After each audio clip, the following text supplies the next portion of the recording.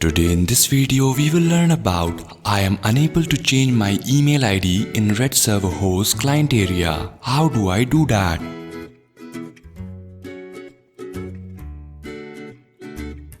In order to change your email ID, this cannot be done on your own. So in order to do that, you need to raise a ticket. So for that, log into your Redserverhost client area.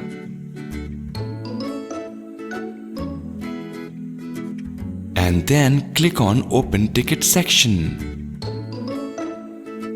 Now enter the details along with the reason that why you would like to change the email address.